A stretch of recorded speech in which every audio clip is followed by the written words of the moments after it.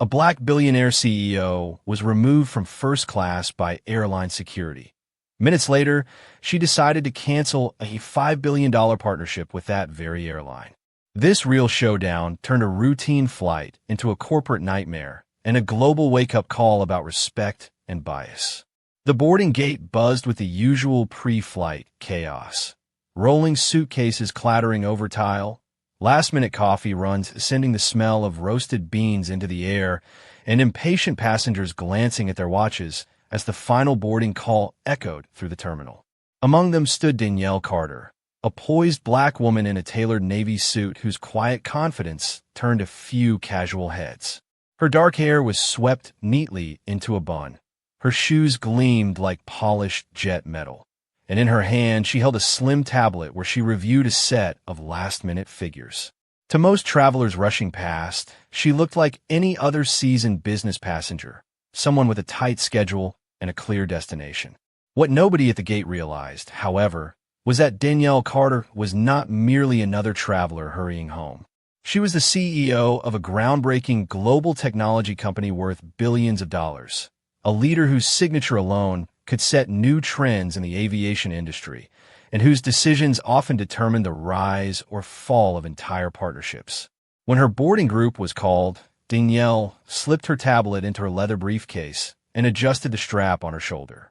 She stepped forward with a polite smile, greeting the gate agent by name. She remembered people easily and scanned her digital ticket. She had flown with this airline countless times before, often enough that flight attendants recognized her face and occasionally whispered greetings as she settled into her usual first-class seat. Everything about the morning seemed routine, yet a faint uneasiness flickered at the back of her mind, the kind of instinctive caution that successful leaders learn never to ignore. As she stepped onto the jet bridge, the metallic clang of her heels blending with the distant hum of the engines, two uniformed security officers appeared almost out of nowhere. Their sudden presence startled several nearby passengers, who paused mid-conversation. The taller of the two officers, a man with a rigid posture and unreadable eyes, moved directly into Danielle's path. "Ma'am, we need you to step aside," he said, his tone clipped and authoritative, as though there were no room for discussion. Passengers turned to watch, their curiosity sparking like static in the narrow corridor. Danielle's eyebrows drew together in calm confusion. "Is there a problem?" she asked evenly, her voice carrying the steady confidence of someone used to boardrooms and high-stakes negotiations. "We've had a report of suspicious behavior," the officer replied, glancing briefly at his partner as though seeking confirmation. Danielle blinked, the words hanging in the air like a sudden chill. "Suspicious behavior?" she repeated, her voice laced with disbelief. "I checked in like everyone else." The officers offered no explanation beyond a vague, "Please come with us, ma'am," their eyes avoiding hers. Still, their hands motioned firmly toward the gate. Passengers shifted uncomfortably, some whispering, others pulling out their phones. A few discreetly began recording the scene, the soft clicks of camera apps joining the background noise. Danielle straightened her shoulders, her briefcase steady at her side. Inside, she felt the quiet spark of indignation, but her face remained composed, her gaze unwavering. With barely a word, the officers guided her back through the jet bridge, each step echoing against the narrow metal walls as curious eyes followed from every direction. Conversations hushed. A child tugged at his mother's sleeve to ask why the lady was being taken away. Danielle could feel the weight of every stare, the silent questions, the unspoken assumptions. By the time they reached the gate area, a small crowd had gathered near the boarding desk. Screens of smartphones glimmered like tiny spotlights in the dim light. Within minutes, faster than the boarding announcements could cycle through, Danielle Carter, the CEO of a multi-billion-dollar company, found herself pulled off the plane she was supposed to board, standing under the bright airport lights while the world began to watch. In the cramped waiting area, Danielle was questioned about her ID, her ticket, even the purpose of her trip. The fluorescent lights overhead flickered slightly, casting a harsh glare on the rows of plastic chairs where curious passengers pretended not to stare. A gate agent whispered to another employee while glancing in her direction, their hushed tones carrying just enough for Danielle to catch fragments of words like first class and report. Passengers murmured behind cupped hands, some with eyes wide in disbelief, others with subtle smirks as if they were watching an unscheduled show unfold before them. Danielle stayed composed, but inside she felt a familiar sting, a mixture of anger and weary recognition. She placed her briefcase on the floor and folded her hands over her lap, her breathing even but purposeful. Years of leading high-stakes negotiations had trained her to keep her voice measured, even when adrenaline threatened to surge. "Can someone explain why I'm being singled out?" she finally asked, her tone calm but resonant enough to silence some of the whispers. One officer shifted uncomfortably, clearing his throat before offering an explanation that sounded weak even to his own ears. "A flight attendant thought you didn't belong in first class," he said, not meeting her gaze. The words landed like a slap. Danielle felt a rush of heat rise from her chest, but she remained outwardly unshaken. She had purchased her ticket with her own credit card earlier that morning. First-class fare, full price, without a discount or promotion. Her name matched her passport letter for letter. She was a frequent flyer with elite status, her loyalty points enough to fill a ledger. Every fact of her identity screamed legitimacy. "Are you saying I was removed because someone assumed I couldn't afford my seat?" she asked, enunciating each word with deliberate clarity. The silence that followed was heavy, the kind that made even the air feel thick. No one answered. The officers exchanged uneasy glances while the gate agent fumbled with a tablet, mumbling something about procedure. Passengers shifted in their chairs, the tension vibrating through the room like a taut wire. Minutes stretched into a half hour. Danielle endured the same questions repeatedly: address, destination, confirmation number, as though the simple truth might change with time. All the while she could feel the eyes on her. Pity from some, judgment from others, and from a few, the subtle guilt of those who suspected exactly what was happening but didn't dare speak. Finally, after verifying what should have been obvious from the start, the officers mumbled a forced apology. "You're free to reboard, ma'am," one said, his voice flat, as if the ordeal were nothing more than a minor inconvenience. Danielle rose slowly, her movements precise and deliberate. She adjusted the strap of her briefcase, her gaze sweeping across the small crowd. For a moment, she considered stepping back onto the plane, reclaiming the seat that was rightfully hers. But then the deeper reality settled in. "No," she said firmly, standing tall with quiet authority. "I won't be taking this flight, and you will hear from me." Her words carried through the waiting area like a bell. Conversations halted mid-sentence. The officers stiffened, unsure whether to apologize again or retreat. Danielle met their eyes one by one, not with anger, but with a calm certainty that made her presence undeniable. As she walked toward the terminal exit, phones subtly lifted again to capture her departure. The whispers followed, some admiring, some stunned. Danielle felt the sting of humiliation slowly transform into resolve. She knew this incident was larger than one delayed flight. It was about dignity, about the silent calculations people made when they saw her skin before they saw her worth. And she would make sure the airline understood the cost of those assumptions, down to the last dollar. As soon as Danielle stepped into the terminal, she moved to a quiet corner near a row of empty seats and dialed her chief operating officer. Her phone buzzed only once before a familiar voice answered. "Remember the airline deal we were finalizing?" she said, her words clipped but steady. "Of course," the COO replied immediately. "The $5 billion partnership for our logistics expansion? We're scheduled to sign preliminary agreements this week." "Why? Did something change?" Danielle stared through the wide terminal windows at the tarmac beyond, where planes taxied under a fading orange sky. Her jaw tightened. "Yes," she said, her voice sharpening with each syllable. "Cancel every meeting. Pull every dollar of proposed funding. Effective immediately. I want every department informed before the hour is over." A beat of stunned silence followed. "All of it?" "Danielle, that's billions, years of planning. "I'm aware," she said evenly. "But no company that treats its customers, any customer, this way will carry our name or our technology. Not 1 cent moves forward." "Understood." The COO inhaled sharply. "Understood. I'll alert the legal team and finance. We'll halt the transfer of funds and freeze negotiations." "Good," Danielle replied, ending the call without another word. Her company had been preparing to invest billions into a long-term contract with this very airline. Cutting-edge cargo tracking, AI-driven scheduling software, and international logistics infrastructure that would have reshaped the airline's freight business for the next decade. It would have been the airline's largest private partnership in years, a lifeline that analysts predicted could boost their market share and stock price. Within minutes of her call, the ripple began. The COO informed the legal team, who contacted the board. Project managers who had worked late nights for months were startled awake by urgent messages. Confidential but unmistakable, the news spread through the company like an electric current. The airline deal was dead.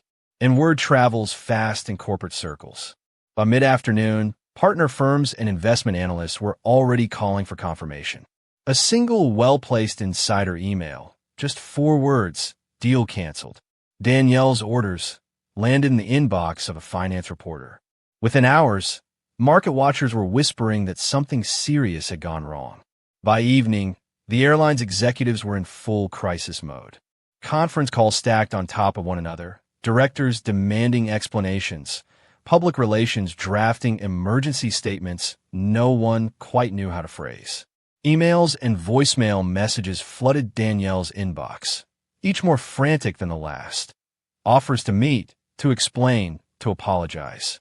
She ignored them all. Her silence was louder than any press release. Meanwhile, fellow passengers who had filmed the incident wasted no time sharing their videos online. Short clips appeared on social media within minutes of Danielle leaving the gate, each showing a polished, composed woman being led off a plane without a single sign of wrongdoing. The hashtag #SoWhileBlack began trending before she even reached the parking garage. Comments poured in from every corner of the internet: business professionals, civil rights advocates, everyday travelers, each voicing outrage that a successful black executive could be humiliated for nothing more than taking the seat she had paid for. Viewers were quick to dissect every frame. One video captured the uncomfortable shifting of the officers as they questioned her. Another focused on the stunned expressions of fellow passengers who watched the scene unfold. Twitter threads multiplied, with people recounting their own experiences of flying while black, while Instagram stories carried captions like "This is why representation matters" and "Not in 2025. Not anymore." By mid-morning, major news outlets picked up the story. Airline accused of racial profiling blared a national headline.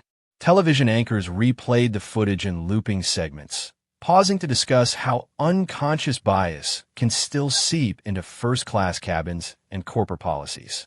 Talk shows invited diversity experts to weigh in, and business analysts speculated about the potential financial fallout. Commentators questioned how an airline with such a prominent brand could allow a paying customer, especially one of Danielle's stature, to be treated as a suspect. Behind the scenes, pressure mounted. Major investors began calling the airline's headquarters, demanding answers.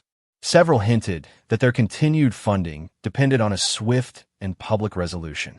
Stock watchers tracked the numbers in real time as the airline's share price wavered, then dipped noticeably by the afternoon.